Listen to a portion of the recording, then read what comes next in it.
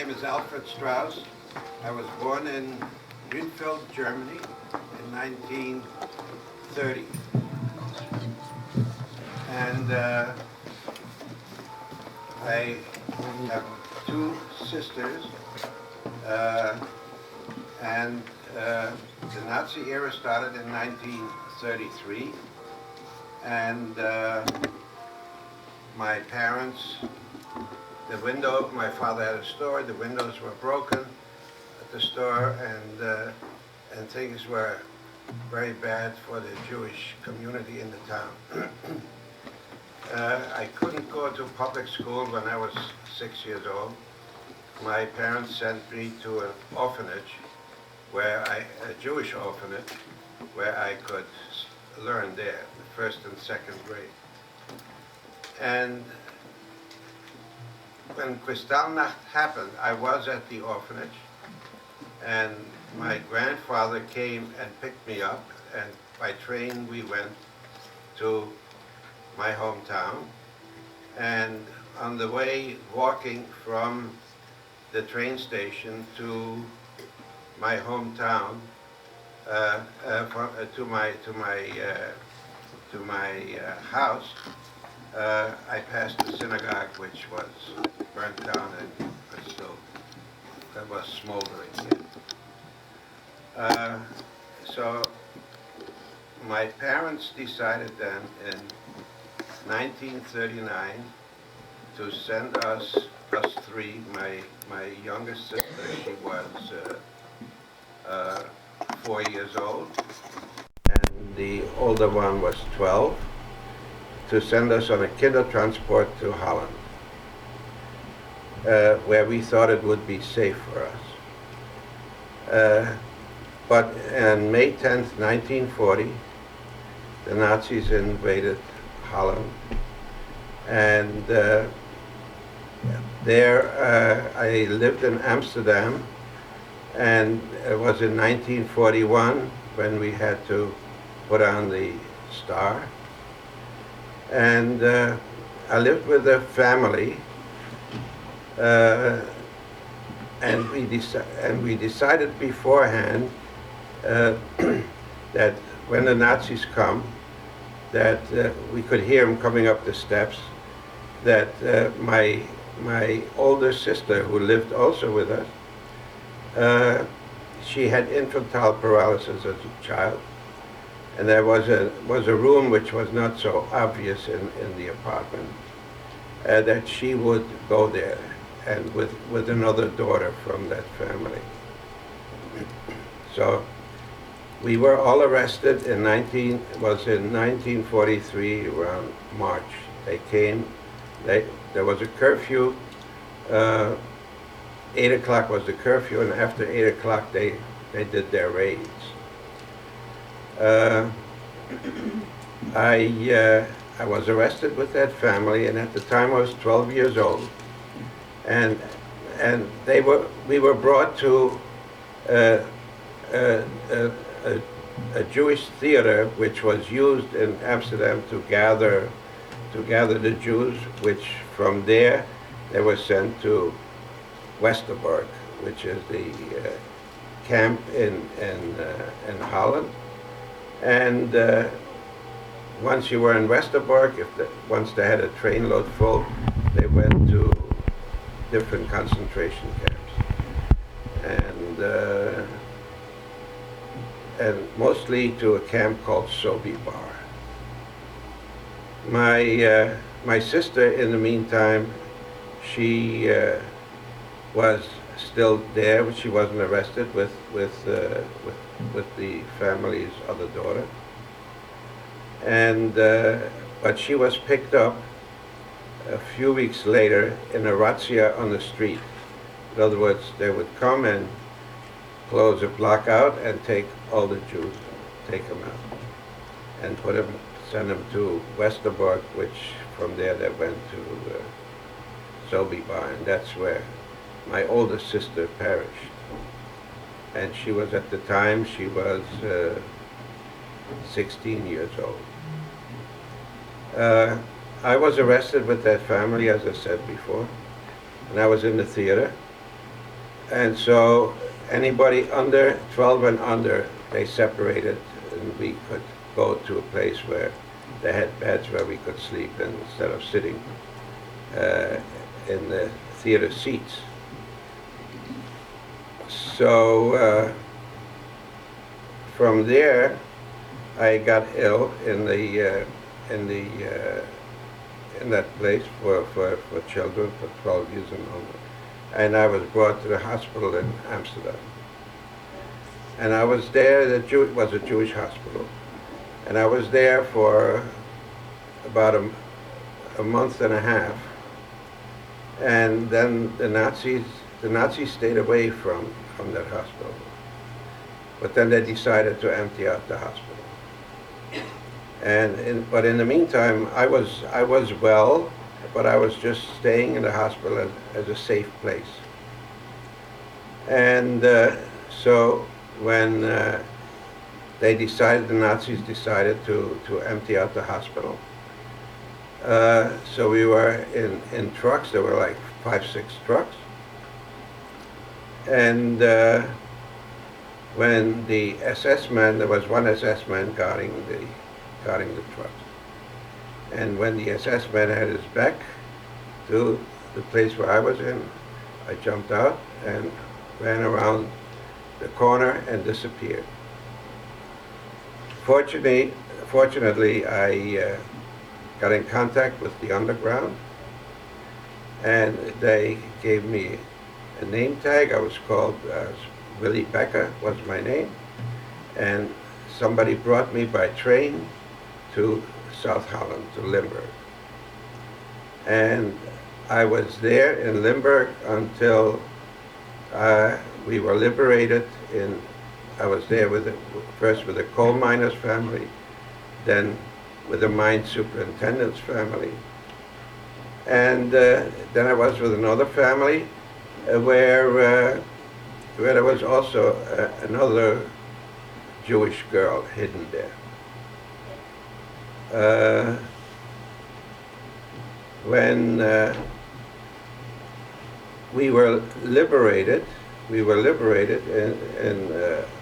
September, October 1944. I made contact with a Lieutenant Lipschitz, who was with the U.S. Army, and he asked me about myself, and in the meantime I had no shoes. The shoes that I had were the front of the shoe was cut open to allow for a growing foot. So he gave me a pair of shoes, army shoes, and he wrote to his mother that he met me, and I remembered that I had family in the States. So I told him that I had an uncle and aunt in San Francisco, and I also had an uncle and aunt in Milwaukee, and I had also an uncle and aunt that went to Cuba. So he wrote to his mother, and his mother went to the HIAS, which is, what is that? Hebrew Immigrant Aid Society. Hebrew Immigrant Aid Society. And they contacted my relatives. And then they got in contact with me and sent packages and that. And so that's how they found out that I was alive.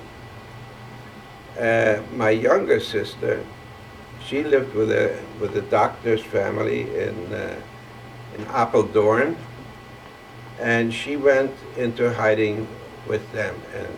But I was liberated around October, November of '44, and the northern part of Holland was first liberated in 1945 in February, March. So when I heard that she had survived, I contacted her and went by bicycle. I was at the time 15 years old, and to meet her. And so we had no idea where our parents were. We assumed, I mean, they assumed that my parents had perished.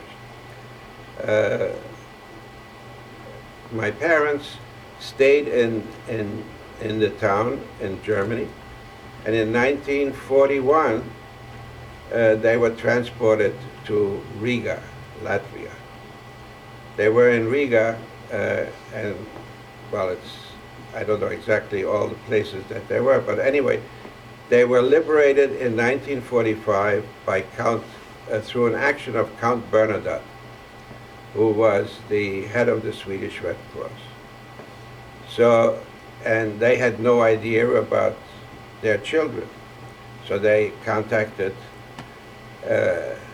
my relatives in San Francisco, and they in turn told them that I and my sister Gertrude survived. And then they found out later through the Jewish organization that kept track that my older sister perished in May of 1943 in Sobibor.